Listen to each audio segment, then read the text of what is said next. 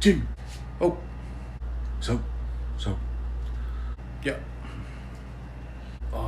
Alo kong kapok. Ala ko kong pok. Suwe ka ako pa. Ja. Alo kong ako pa. Lele plastic bag. Welo. Plastic bag. Ja. I kong plastic bag. Ola ye lo underwear. Lo underwear? Ja, ola lang lo underwear. Ola lang muanga. Lang muanga. O mau mai. Ja.